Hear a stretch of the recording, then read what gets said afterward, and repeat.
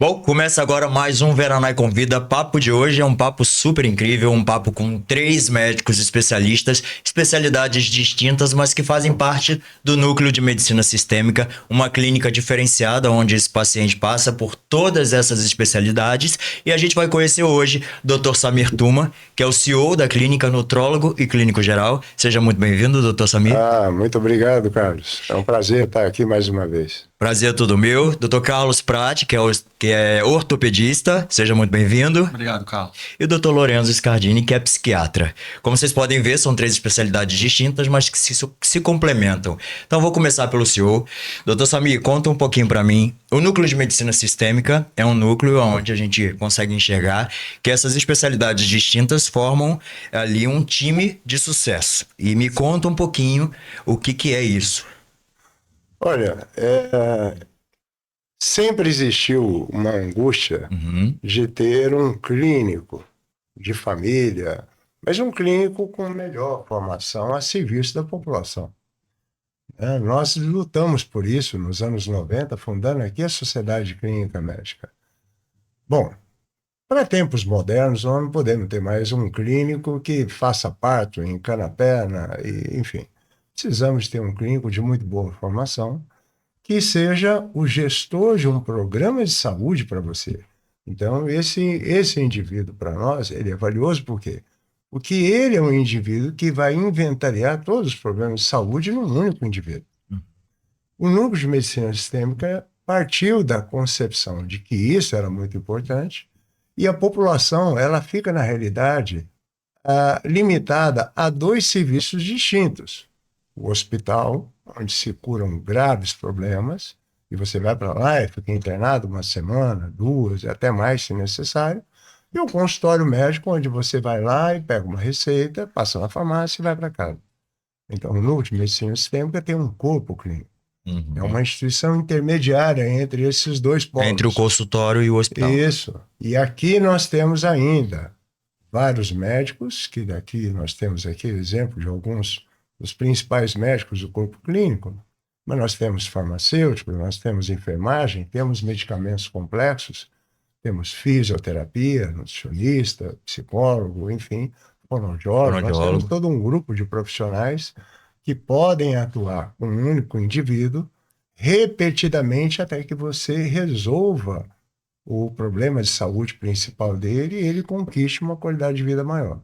Então, essa é a tônica com a qual foi criado o Núcleo de Medicina Sistêmica e ele tem um prédio próprio que foi criado já há 22 anos. Muito bom. Doutor Carlos, aonde entra a sua especialidade no núcleo de medicina sistêmica?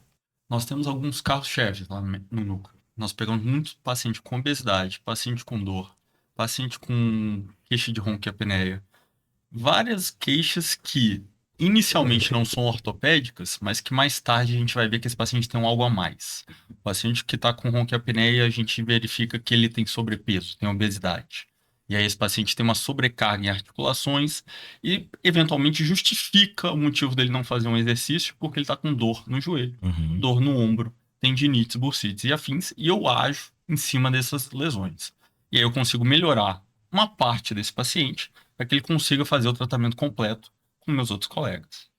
Agora, o que a gente pode imaginar ou não imaginar é que a psiquiatria é fundamental, né? Em todo esse processo aí. E aí eu Perfeito, entro com o Carlos. Lorenzo para me Perfeito. explicar um pouquinho, né? Porque hoje, eu já tive a oportunidade de falar com você em outras vezes, a gente passa por uma pandemia, uma catástrofe aí de saúde, e a gente hoje tem pacientes aí muito problemáticos na sua área. Sem dúvida. E aí, você, eu tenho certeza que é uma peça-chave ali no núcleo de medicina Sem sistêmica. dúvida. Quando a gente fala assim, Dr. Samir já tão conhecido na parte da nutrologia, da cardiologia, da clínica geral, em tudo, né? A gente vai falar onde que vai entrar a psiquiatria aí. Mas a psiquiatria, ela tem esse lado fundamental, porque a saúde mental das pessoas está muito abalada, né?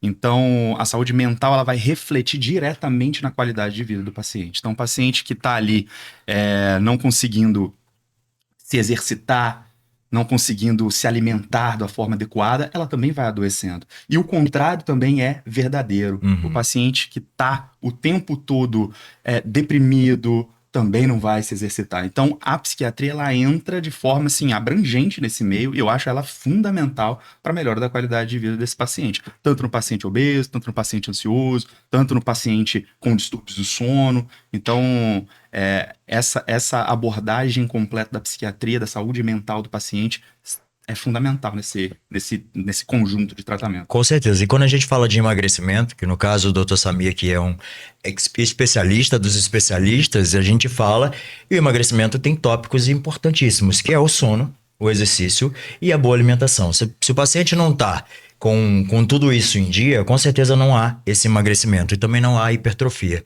não é, Dr. Samir? Mantendo ainda a visão da psiquiatria, veja bem, classicamente a psicologia, Freud, Jung e essa turma toda, que hoje são deuses, num topos uranos, num nível superior, né? Eles fizeram com que todos os problemas emocionais, mentais, parecessem apenas psicológicos. E não é bem assim. O paciente obeso, por exemplo, ele ronca. Ao roncar, ele sufoca a noite toda. Ele acorda mal. Ele acorda cansado. Ele é extremamente irritado. Esse indivíduo, ao longo do dia, ele permanece sonolento. E quando ele passa anos da vida dele dormindo mal, o cérebro funciona mal e ele passa a ficar depressivo. E então, o universo do comprometimento desse sujeito, ele sai do físico para o psíquico. Não só do psíquico para o físico, como foi estudado aí no século passado. Então, nós temos essa inversão da psicossomática, né? Nós vamos ver que o indivíduo que sofre com uma dor crônica, ele se torna um indivíduo mais amargo dos homens. O indivíduo que tem um problema que limita ele fisicamente, ele se torna um indivíduo transtornado permanentemente, pela limitação física que aquilo produz.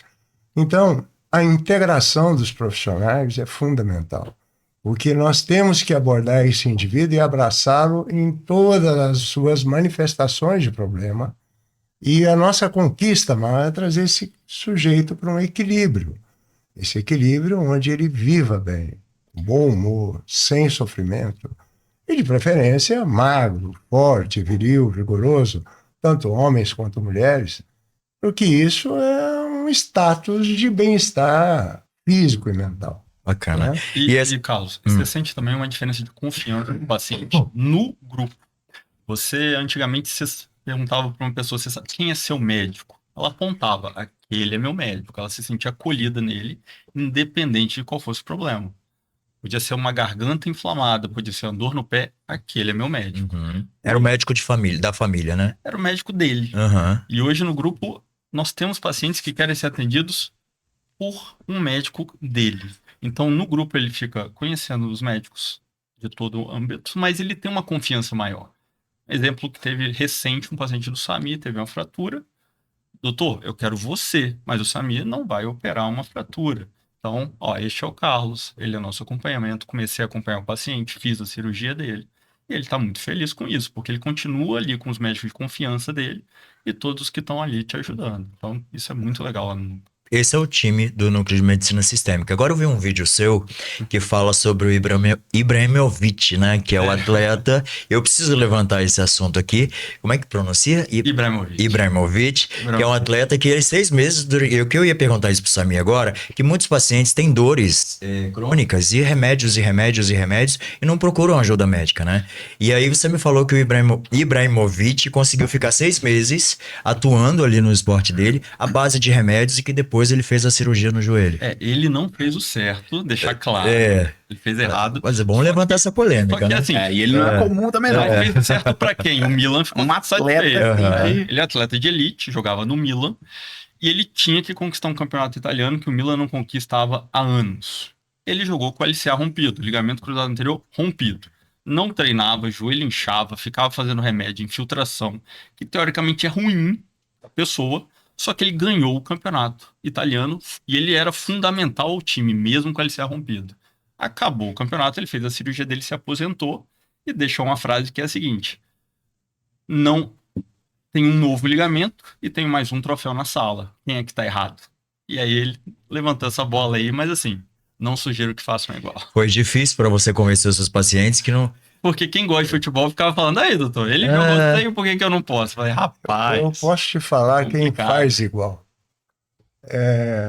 A minha vida inteira eu vi homens que a partir dos 30 anos, homens, em especial homens, isso é muito comum. Por que homens? Porque o homem morre do coração. E não se trata. Homem morre do coração. A mortandade masculina, nessa idade, nessa meia-idade, dos 30 aos 45 anos, ela é Já passei. 36 vezes superior à feminina do ponto de vista cardiovascular. Então, isso é grave. E o que a gente vê? A gente vê o homem, o executivo, o trabalhador, que é empreendedor, fazer a mesma coisa que o Ibrahimovic fez. Ou seja, a partir do momento que ele começa a estabilizar a condição familiar, a sua condição profissional, ele se abandona. Então, ele se abandona e começa a trabalhar que nem um doido. A base de Ele remédio. come o que vê pela frente, ele descansa quando dá, ele tem limitações imensas no cotidiano dele, mas ele enfrenta porque ele quer alcançar uma prosperidade. Muitos e muitos desses homens é o que chegam para nós. São os homens que vêm para fazer um check-up depois de uma determinada idade e eles estão desesperados para recuperar a saúde perdida. Não é só um joelho.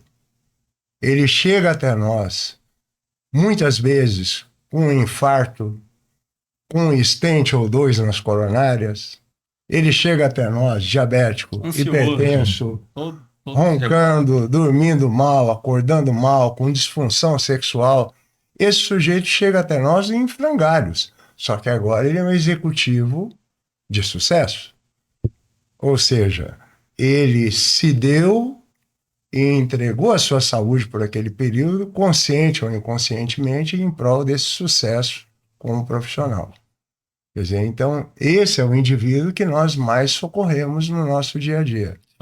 E eu vou entrar nessa questão da disfunção sexual, que o senhor, como nutrólogo, sabe muito bem essa questão. Tudo é influenciável, né? Tudo influencia nessa questão. Agora, Ibrahimovic, eu queria falar da ginasta americana que desistiu várias Sim. vezes de competir na última Olimpíada. Simone. Simone Biles. Vai. Por questão psicológica, psíquica mesmo, né? Carlos, a gente no nosso dia a dia, imagina a pressão que nós já temos pra gente conseguir trazer o pão pra nossa casa, pra dentro da nossa família, pra dar o nosso alimento. Imagina nos atletas de alto rendimento. Performance. Né? Então, assim, eles têm uma pressão absurda em cima deles de 24 horas de ter que se superar a cada dia. O paciente tá, às vezes, machucado, às vezes ele bateu todos os recordes dele, mas ele sabe que para ele se manter ali no topo é ainda mais difícil do que ter conquistado chegar naquele local, né? Então, assim, às vezes a gente pensa, eu vou até mudar também esse gatilho, a gente pensa nessa pressão. Eu sou da cidade de Nova Venécia, e nós temos o Richarlison, jogador da seleção brasileira, camisa 9. E o Richarlison, recentemente, ele deu uma entrevista falando que os problemas emocionais que ele tem vivido no momento também estão ligados diretamente na queda do rendimento dele, né, pós-Copa do Mundo. Então ele mostra que pessoas em que ele confiava, em que ele estava ali perto dele, acabam que... acho que ele citou que traíram ele, algo desse tipo, né? Eles estavam próximos dele porque ele se tornou famoso. Ele é famoso ou estava aproveitando o dinheiro dele, essas coisas. Então, assim, é uma série de coisas que muda na vida de um atleta de alto rendimento, essa pressão que ele vive em ter que sustentar, às vezes, vários familiares também.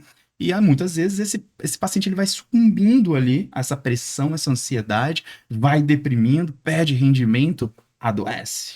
E o mente sã, corpo são, né? Porque ela não estava com uma mente sã Não ali, Não, porque ela foi até a Olimpíada. Ela era campeã de E ela desistiu de tudo ali na hora. Perfeito. Então a mente não estava sã e o corpo estava preparado. Porém, a mente não estava, então tem que estar os dois Isso preparados. Mente bem, o corpo vai. Agora, o corpo bem e a mente ruim não vai. Não vai. Voltando ao assunto da disfunção sexual, disfunção erétil, enfim, você como nutrólogo, você indica, né, essa reposição hormonal para um paciente que tem mais de 45, 50 anos? Não.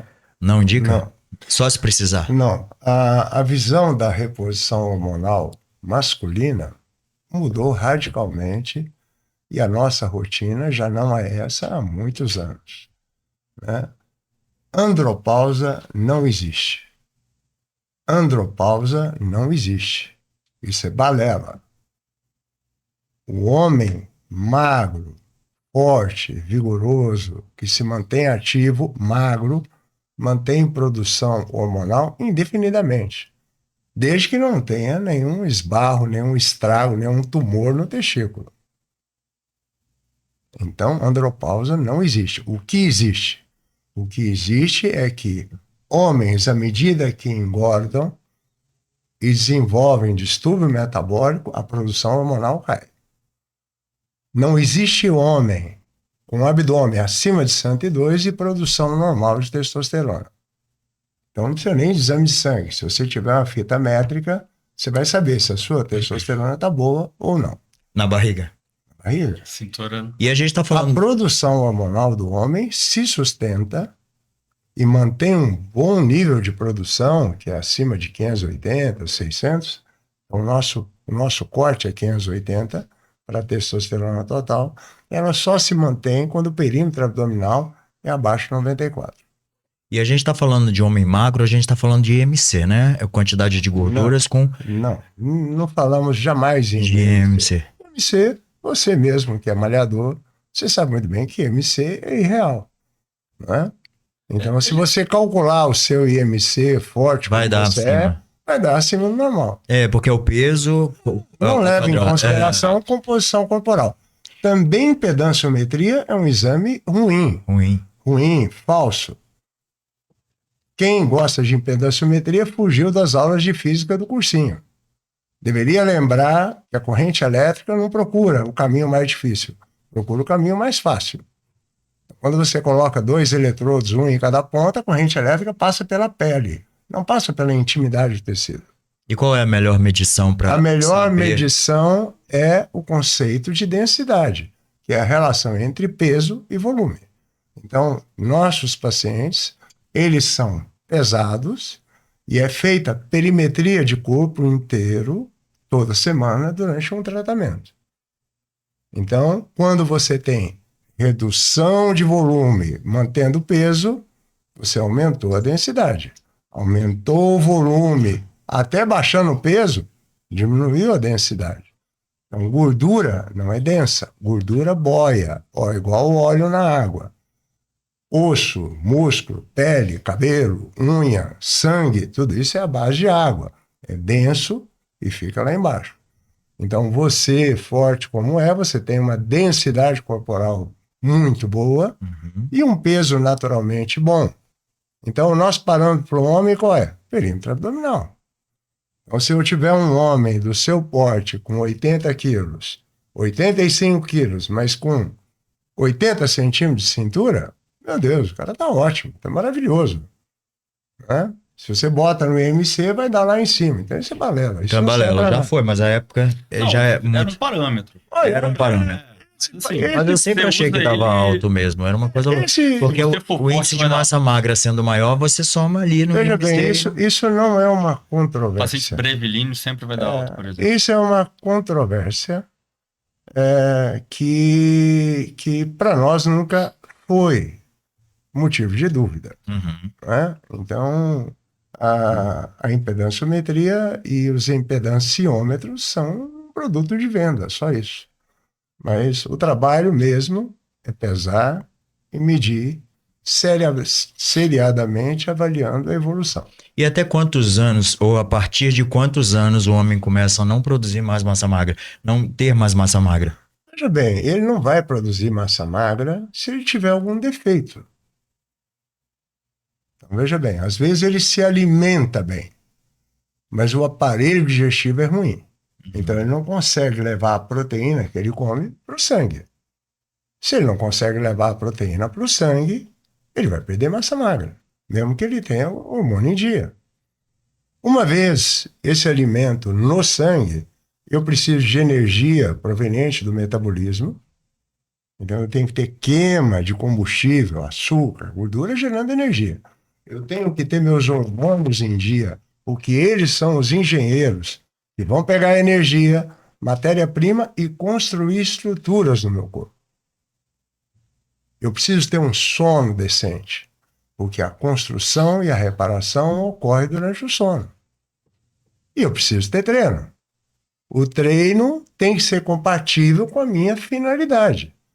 Então nós pegamos, por exemplo, pessoas que são muito magras não é porque comem pouco, são muito magras porque a digestão é ruim, padrão mastigatório ruim também compromete a saciedade, muito magra e é viciado em corrida. Um monte, Tem um monte. um monte. Eu mesmo era assim. É. E eu não sabia porque Quer dizer, eu não ganhava massa magra. então você tem uma... Eu queimava a própria massa magra. Você tem as sincronias. Quer dizer, a digestão é ruim, a gente conserta. O treino ruim, às vezes, é difícil de consertar, porque o camarada é obcecado por corrida. Ele é obcecado por um aeróbico intenso. Então, ele acaba abdicando de ter um perfil distinto daquele que ele vinha idealizando, porque ele é obcecado pela corrida. Paciência. Então, a gente também não vai mexer. Cada um tem suas preferências nesse mundo, nem todo mundo tem que seguir um determinado padrão. E existe uma certeza de que todo maratonista não vai ter volume e sim ser sempre seco? Sempre. Nem se ele comesse 500 quilos Você de tem macarrão. treinos, como por exemplo, você tinha um fisiculturista e atleta, que foi Mr. América, muito antes da gente ter a figura do personal trainer nos Estados Unidos, que era o Bill Phillips. O Bill Phillips, por exemplo, recomendava para quem quer ficar forte como você, musculoso, corridas intensas, de no máximo 20 minutos. E ele tinha razão. Então, por exemplo, se você vê o perfil de um fundista, esses caras que correm 100 metros rasos, eles são muito fortes, são muito musculosos. Entendeu? Então ele faz um treino que era um tiro só. Não era corridinha, trote, aquecimento, sprint, não. Era um tiro, saía que nem um doido, correndo intensamente durante 15, 20 minutos. Uhum. Né? Se você pegar, por exemplo, um ciclista de velódromo, que são aqueles ciclistas, também parece o corredor de 100 metros raso. O coxa do cara é desse tamanho. Perna desse tamanho, cara forte, grande. Então, o movimento intenso, rápido e de curta duração, na realidade, é um movimento anaeróbico. Né? Então, os nossos nadadores, por exemplo, de 50 metros, o cara nem respira em 50 metros. Né? Piscina, o cara faz uma travessia dessa sem respirar. Eles eram proibidos de fazer Filipino, porque senão iria mergulhando na ida e na volta. A gente hoje vê uma mudança nos corpos dos nadadores, por exemplo. Hoje eu vejo os nadadores mais definidos. Antes a gente vê aqueles nadadores com as costas largas, mas com uma barriguinha um pouquinho proeminente. Mas não tem jeito de você ver um maratonista forte. Isso Não, é impossível. Forte, você diz, é com volume, Musculoso, né? volumoso, não tem. Mas, Pelo menos não de elite, né? e dentro do que você falou, Aliás, Sam, você pode falar da fisiologia muscular do corredor também. Não, aí a gente vai Entrar entrar em assunto. fibra muscular, consumo apenas de glicogênio, O composição corpo corporal, dele muda, né? muda As células do corpo dele mudam. completamente. Mudam. O corredor maratonista tem um tipo de fibra muscular completamente diferente do de tiro. Fisiculturista, do tiro. Completamente diferente. O maratonista, ele segura mais tempo. Aquela fibra, ela é feita para durar mais, mas tem Chamada, menos explosão.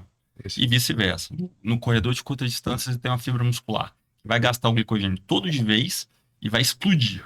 E aí, com isso, aumenta o volume. Então, você tem essa diferença de perfil de cada um dos dois. Tanto estético, que aí cada um tem sua preferência, mas funcional é muito diferente. As células musculares são distintas de um e de outro. Da maneira que eu me adapto a um determinado treino, eu vou transformando o meu corpo, vou transformando as minhas células. Então, isso é E fabuloso. isso entra em quem quer, por exemplo, ganhar músculos que têm um tipo diferente de fibra. É muito difícil, por exemplo, a pessoa malhar panturrilha. Por quê? Porque ela é uma fibra que faz força todo santo dia para a gente andar. Então ela se acostuma com fibras de... Como é que eu vou te falar? De pouca explosão e de muita duração, de muita resistência. Você tenta hipertrofiar uma panturrilha, você não consegue. Até vai conseguir se fizer um treino muito específico para isso durante muito tempo. Mas é algo comum em academia a pessoa sentir essa diferença. Consegue ganhar membro superior rápido, porque são fibras musculares de explosão, e tem dificuldade em ganhar membros inferiores, porque são fibras já acostumadas em carregar nosso peso. Então são fibras ali acostumadas a não fazer explosão. Desde que eu me conheço como treinador, eu vou lá e treino, as pessoas sempre falam, ou você tem ou você não tem panturrilha. É desse tipo. E é genético, né? Mas você doutor, percebe que o jogador de futebol consegue ter porque são o quê? 10, 15 anos fazendo aquilo ali em alta Sim. intensidade. Aí ganha panturrilha. Pra fazer na academia 1 horinha por dia já é mais difícil.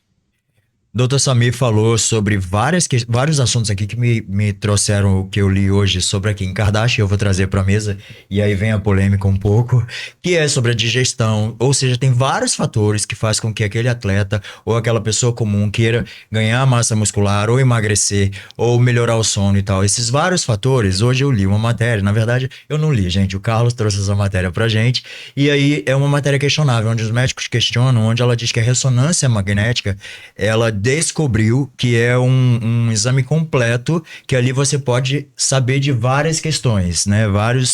Inclusive essas questões que o Samir levantou, é isso mesmo? É só através de uma ressonância magnética ou são outros exames que a gente vai conseguir entender? Então, Inclusive no nosso papo aqui sobre em que pessoa tem a melhor absorção de proteína, em que pessoa tem a melhor absorção de carboidrato, em que pessoa eu consigo ter o melhor crescimento de massa magra, em que pessoa eu consigo ter a melhor excelência no emagrecimento. Porque essa matéria que saiu hoje, ela vai de encontro ao check-up empresarial que a gente fornece na nossa clínica. Só que vai de encontro e diverge na essência dele. Quando você faz um exame de corpo inteiro, uma ressonância de corpo inteiro, o que o paciente está esperando? Poxa, vou entrar numa máquina que vai falar tudo que eu tenho. Uhum. Isso ainda não existe. Isso meu pai uma vez me pediu. Ô, Du, me coloca na máquina que vê tudo. Uhum. Essa máquina que vê tudo não inventaram ainda. Então ela precisa ser guiada por um atendimento clínico prévio. Você precisa pegar esse paciente, colocar no consultório e fazer hipóteses diagnósticas para serem pesquisadas. Eu, como ortopedista, o que eu vejo muito no meu consultório? Exames que dão, como é que eu vou te falar? Supervalorizam algumas coisas que não deveriam ser supervalorizadas. Se eu fizer uma ressonância agora, uma pessoa na rua, bem, tranquila, do quadril ou do joelho, vai ter alteração. Vai ter. Na ressonância, ela vai encontrar que seja um desgaste natural, eventualmente uma lesão assintomática, vai mostrar. Quando você faz uma ressonância de corpo inteiro, vai mostrar coisas que não precisam ter aquela importância clínica, mas que para o paciente ele vai se preocupar. E aí ele vai atrás de algo que às vezes não é o mais importante. Eu tive um caso no consultório que eu lembro vividamente, que é o seguinte: chegou um senhor de idade no meu consultório, fez uma ressonância de joelho porque ele tinha dores, artrose, eu já esperava. Só que ele estava muito preocupado. Ó, doutor, não tô dormindo, tô mal, tô isso por causa disso aqui. E eram duas coisas. Uma era um derrame articular, que significa líquido na articulação, só que ele associou isso com derrame de AVC. E tinha ali, falando que ele tinha um cisto, que ele associou com um tumor, e tinha uma degeneração de menisco que ele associou com lesão degenerativa, aquelas lesões super graves. Então, 3 alterações comuns de ressonâncias, que podem até ser assintomáticas, fez meu paciente ficar sem dormir até o retorno dele. Porque uma ressonância, um laudo de ressonância mostra coisas que às vezes é super valorizado. Como eu falei, a gente vai trazer. Eu trouxe essa matéria da Kim Kardashian, na verdade você me trouxe, e eu gosto de levantar um pouquinho de questão. Ela tá louca? Ah, não. Porque como é que Aí ela vai também falar não. uma coisa dessa sem ser médica? Lorena, cuidado. assunto Como é que ela vai perigoso. falar uma coisa dessa sem ser médica? Na verdade, Ela com a né? influência que ela tem. E com Na verdade, alcance. pelo que nós entendemos ali da matéria, né? Ela falou que ela fez um check-up geral e todo através de uma ressonância de corpo inteiro, né? E como o Carlos já estava falando, né? Para que você consiga ter isso, realmente você tem que passar por uma avaliação clínica. Lembrando que exames laboratoriais e de imagem, eles são sempre complementares, né? A clínica ela é soberana na medicina. Então, você pegar, você encostar, você ver o paciente, você tocar na lesão do paciente, isso é mais importante do que tudo, entendeu? E então, assim, a gente estamos dando início também no nosso trabalho de check-up executivo no núcleo de medicina sistêmica, e nosso objetivo é sempre ter consultas prévias, onde a gente vai poder avaliar esse paciente, saber quais são as queixas do paciente, saber as demandas desse paciente, e através daí a gente tomar uma melhor condução do caso dele, criar um plano terapêutico, um plano de tratamento individual para esse paciente, onde que ele vai, precisa de fazer uma ressonância? Sim, talvez a ressonância possa ajudar em uma queixa que o paciente tenha, né, ou não. Indo muito para minha área, na questão de ressonância mesmo, né, ressonância de crânio, ela ajuda a gente a poder ter um diagnóstico de doenças de Alzheimer, de um esquecimento, de outros tipos de demência, e também ajuda com que a gente descarte outras doenças até, entendeu? Eu tô com esquecimento, vou fazer ali um exame, aquilo dali vai nos ajudar a descartar outras coisas, um tumor, alguma outra coisa desse tipo. Então, dependendo da queixa do paciente, a ressonância, ela vai ser válida, mas não quer dizer que botar ele dentro dessa máquina vai te dar todos os problemas que o paciente tem. Ainda não, quem sabe um dia, né, Carlos? Então, mas aí... Então, lá. Kim Kardashian, o Lourenço tá aqui, tá? Outra coisa, você falou num ponto bacana que é a questão da demência, né? A gente pensa que ela é ou genética, né? Pelo menos eu, não sei, eu sou um leigo, ou genética, ou ela tem uma certa idade para que essa demência possa vir a ocorrer. É isso ou não? Mais ou menos. As demências, né? Elas podem ser Alzheimer ou não Alzheimer. Essas demências, elas têm um fundo genético também, entendeu? Mas só que assim, o esquecimento, quando ele vem de mais cedo do que o normal, a gente vai pensar que isso é uma coisa patológica, não é uma coisa natural da idade. Agora, se a gente fosse viver anos e anos e anos, probabilidade que todo mundo vai ter algum quadro de esquecimento, de demência, isso de uma forma mais natural, entendeu? Mas quando atinge pessoas ali com 50, 55 anos, 60 anos, fala, isso não era para estar acontecendo agora.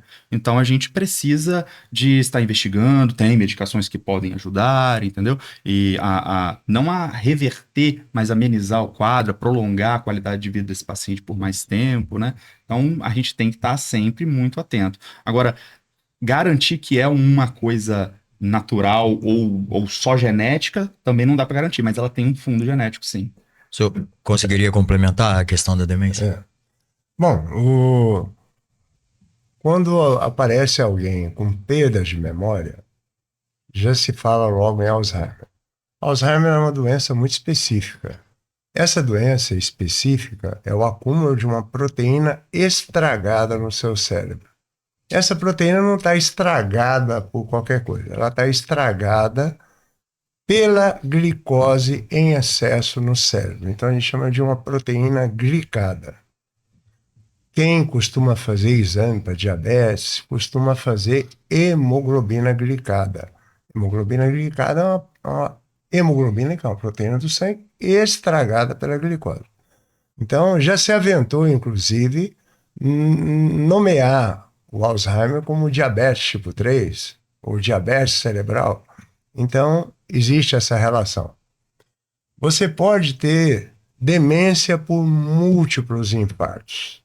Então, o que é múltiplos infartos? Você vai ter aquele indivíduo, frequentemente homens, com doença cardiovascular manifesta, e eles não têm necessariamente um derrame daqueles que deixam ele aleijado, não. Eles têm múltiplos pequenos derrames cerebrais que vão minando a função cerebral ao longo da vida, né? E você pode também, como a gente vinha falando, você pode ter as demências de origem súbita. Então, quando ela tem uma origem imediata, súbita, uma perda de memória imediata, então, lógico, ela é muito preocupante. Há de se investigar um tumor com uma ressonância, podemos investigar uma angiorressonância, que frequentemente fazemos no nosso check-up. Então, é uma ressonância onde você injeta um contraste e você avalia toda a circulação do cérebro, né? E nós temos um esquecimento que é próprio na menopausa. Então, veja bem, o hormônio feminino, quando ele deixa de ser produzido, isso é um baque na saúde da mulher. A saúde mental da mulher sofre com isso. O estradiol, ele não é só responsável por manter a boa função cerebral, como ele é responsável também pela renovação de células no cérebro da mulher. Então, a incidência de depressão na menopausa é imensa, muito maior que nos homens. E também o esquecimento e a perda de memória, não é déficit de atenção, é perda de memória, é muito maior nesse grupo também. Então, quando nós discutimos reposição hormonal e tudo mais, numa mulher, no climatério ou na menopausa, sem dúvida nós estamos melhorando a saúde mental dela. Nós estamos prevenindo demência. Quando nós tratamos a obesidade ou diabetes, estamos prevenindo doença de Alzheimer. Porque não há diagnóstico de certeza, a não ser depois que o indivíduo morre e alguém vai lá fazer biópsia no cérebro, não vai. Então, isso não existe, né? Então, a gente sabe que o diagnóstico, como o nosso psiquiatra falou, é um diagnóstico clínico. Para isso, nós temos o psiquiatra e a psicóloga na clínica em interação, onde será feito o teste de memória. Existem vários testes, inclusive padronizados pela Sociedade de Psicologia, né? Então, devemos usar um desses testes padronizados. A partir da avaliação física, clínica, exames, nós começamos a deduzir que tipo de demência ele tem. E aí, para cada tipo, você vai ter uma abordagem, né? Existem medicamentos usados já há 40 anos para melhorar a memória. Eles não mudam a progressão da doença. Miseravelmente retardam aí 6 meses a evolução da doença. Recentemente tem um produto que é a galantamina, que tem uma ação terapêutica sobre a demência. Por quê? Porque ela, além de melhorar a memória, ela melhora metabolismo e inflamação do cérebro. Então, pela primeira vez, a gente tem um medicamento para a memória que age alguma coisa na causa. E aí, esse é uma grande novidade para nós. Qual é o momento que eu devo procurar um especialista com algum esquecimento? Olha, o nosso grupo está aberto para atender qualquer tipo de queixa ou mal-estar. Eu acho que nós temos que saber onde orientar a população. O modelo da clínica que hoje temos foi idealizado como um serviço de saúde pública. É difícil para o próprio paciente ficar se inspirando para que lado ele vai, para onde, em que porta ele vai bater. Então, saber qual especialista também. Tem gente exato. que Então, acha que ele precisa de uma coisa e precisa de outra. E lá a gente tem essa abordagem de mais de especialista justamente por isso. A gente consegue ajudar ele. Super comum. Precisa de um neuro, mas está no psiquiatra. Vice-versa. Precisa do ortopedista, mas está no reumatologista. Vice-versa. Precisa de um clínico, mas isso Lá no demais. núcleo de medicina sistêmica há essa A gente orientação. consegue abordar qualquer uma dessas levantes. Você fez essa pergunta de quando é o momento ideal. Assim, claro que quando é uma coisa muito grande, rapidamente a família vai atrás, todo mundo já vai atrás. Mas assim, é quando há um sofrimento. Quando você consegue identificar que você está sofrendo. Que você tem um prejuízo funcional, um prejuízo social, um prejuízo financeiro. Então, essa enfermidade causa esse tipo de prejuízo, é a hora que você precisa de chegar e falar, peraí, não tá dando, acho que eu estou fazendo as coisas errado aqui. Então, tem um certo prejuízo numa dessas 3 áreas que eu te falei, é um bom sinal indicativo que você está precisando de ajuda. Na verdade, sempre é a pessoa que reconhece ou alguma pessoa próxima? Geralmente começa com algum familiar. As pessoas, elas vêm com... Samir até falou que não é um déficit de atenção. Mas as pessoas confundem TDAH muito. é outra coisa. Mas assim, as pessoas confundem muito uma coisa. Chega muita gente no meu consultório. Doutor, eu acho que eu devo estar ficando com Alzheimer, tô muito esquecido. Pacientes novos? Novos, às vezes de 30 anos, entendeu? Eu tô muito esquecido, ou então tô tomando remédio e tô com medo desses remédios, se eles vão me causar Alzheimer ou não. E assim, a gente percebe o seguinte, quando você vai investigar, não é um esquecimento, não lembro o nome do meu filho, não lembro o nome da rua, não lembro o que comi. É uma coisa mais voltada para o centro de atenção daquela pessoa. Ela tá com a concentração dela prejudicada. Então o paciente tá lá e, eu tô com o meu carimbo aqui, mas ao mesmo tempo eu tô pensando em outra coisa. E onde que eu botei meu carimbo? O carimbo tá ali. Ou então coloca aquela caneta aqui, ó, na orelha. E ao mesmo tempo, meu Deus, onde tá a caneta? Onde tá a caneta? Ou tá no telefone com alguém. e fala, Onde tá o ele tá assim, telefone? eu não sei onde está meu telefone. Ele tá conversando no telefone. Acontece. É quase tragicômico, né? Exato. Eu Mas vi assim, aqui, gente. isso daí muitas vezes não está relacionado com uma demência. Isso daí está relacionado mais com um quadro, muitas vezes, de ansiedade Aham. que vem alterando o poder de concentração e atenção desse paciente. E aí ele acaba tendo esses déficits. E aí ele precisa de ser investigado de uma maneira clínica ali dentro do consultório mesmo, de como é essas características para saber se isso é um quadro demencial ou não, entendeu? Então, muitas vezes é só o centro da atenção que está prejudicado. O distúrbio do sono é, de longe, a maior causa de déficit de atenção. Você tem trabalhos feitos há mais de 200 anos, mostrando que a desobstrução de narina de criança melhora o aprendizado e a concentração de criança. Então veja que não é da agora. Quem cunhou um termo chamado aproxexia foi um otorrinolaringologista inglês, ainda em 1800 e qualquer coisa. Então o termo aproxexia era dirigido justamente para crianças que respiram mal e, por respirarem mal, têm déficit de atenção. Depois, o déficit de atenção passou a ser um problema etéreo, metafísico, espiritual, sem uma causa clara. Então, nós temos que levantar essa bola. Então, você imagina que esse diagnóstico tem mais de 200 anos.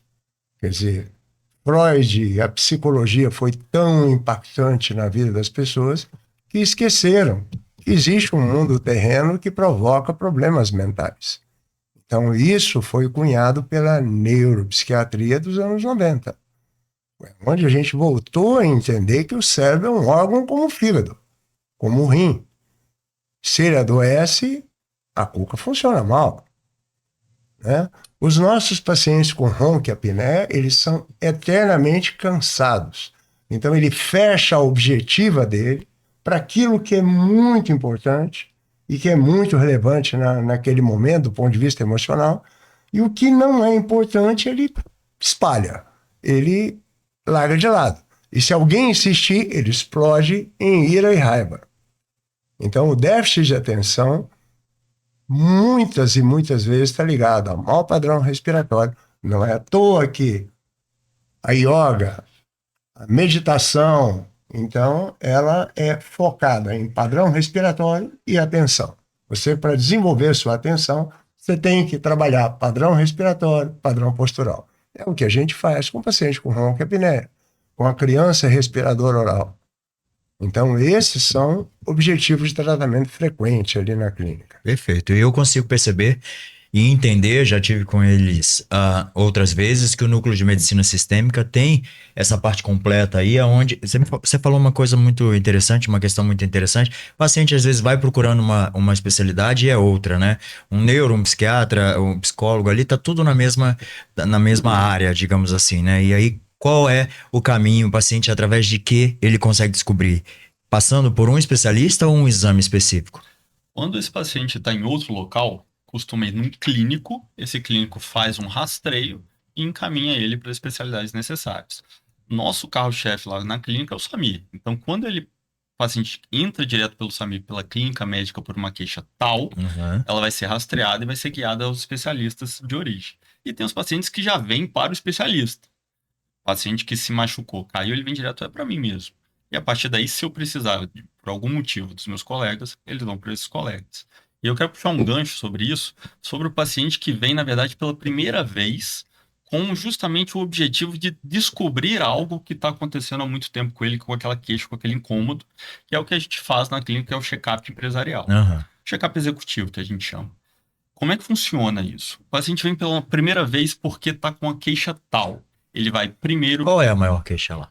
A maior queixa é obesidade. Dores a serem descobertas. Por exemplo, o paciente está com uma dor na cabeça há 5 anos, dor de cabeça direto. Ele quer saber o que é isso. Quem é que ele vai procurar? Pode ser uma alteração reumatológica? Pode. Pode ser um aneurisma? Pode. Pode ser uma queixa psiquiátrica, que ele está com falta de algum elemento? Pode.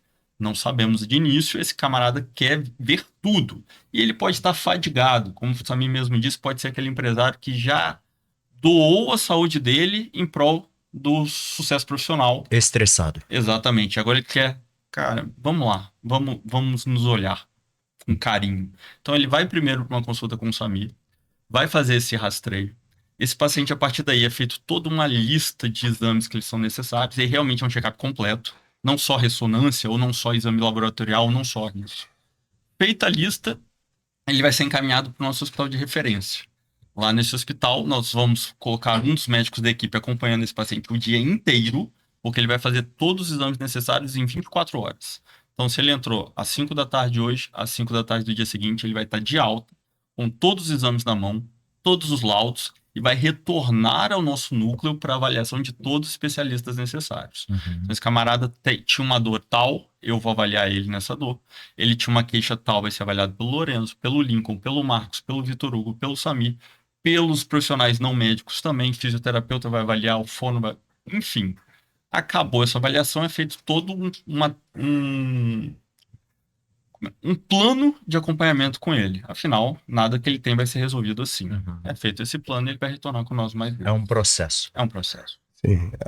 Um fato inusitado que é importante colocar, que nós não somos uma policlínica. Nós não somos vários profissionais debaixo de um telhado, né? Nós temos um modelo de gestão. O meu trabalho acadêmico foi essa gestão multidisciplinar. Então, o Carlos Eduardo entende muito de clínica, né? O Lourenço entende muito de clínica. Então, ninguém é uma ilha. Se o cliente ou o paciente entrar pelas mãos do Lourenço, ele vai investigar clinicamente esse indivíduo em toda a sua amplitude. O Lincoln também. E assim todos os demais. Todos nós somos treinados como clínicos.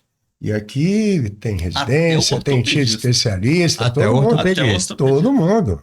Então, veja, a clínica é soberana. Esse nome soberano é porque a avaliação médica é soberana.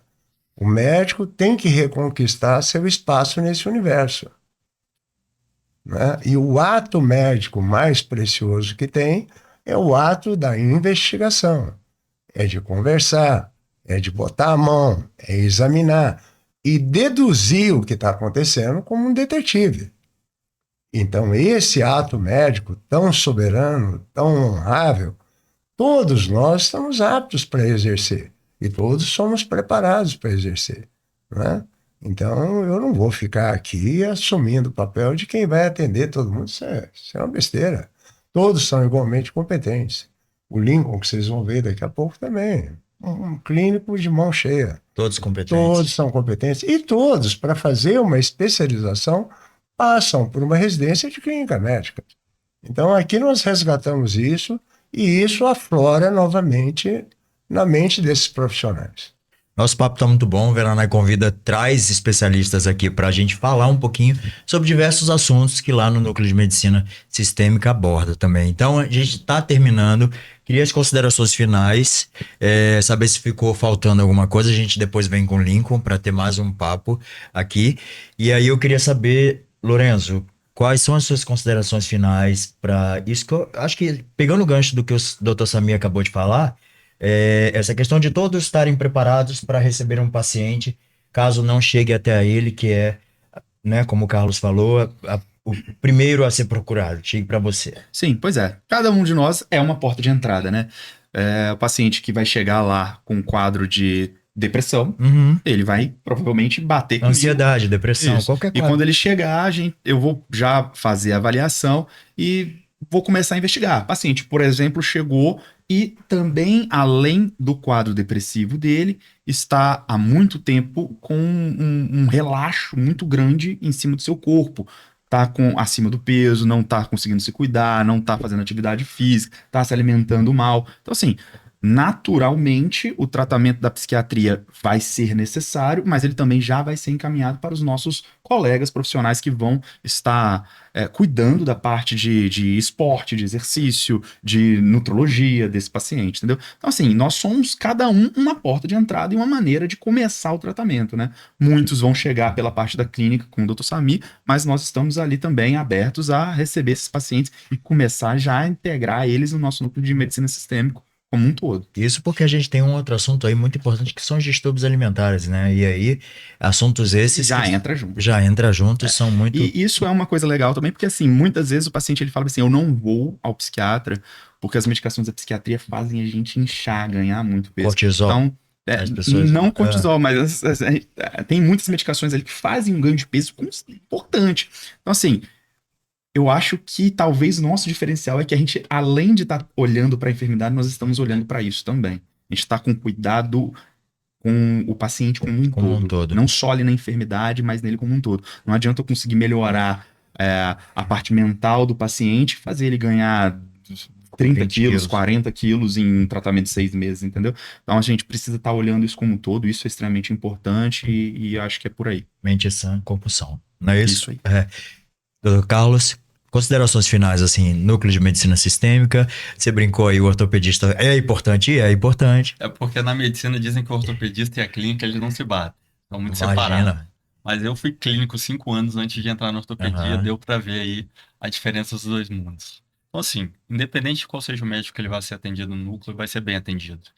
Ele pode ir tranquilo que você vai ter uma recepção boa, você vai ter um acolhimento, você vai ter um olhar diferenciado para o seu quesito, para o que você tem e para o que talvez você ainda nem saiba que tenha.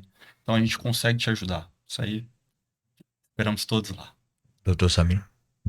Bom, há quase 40 anos de profissão e Quantos livros lançados?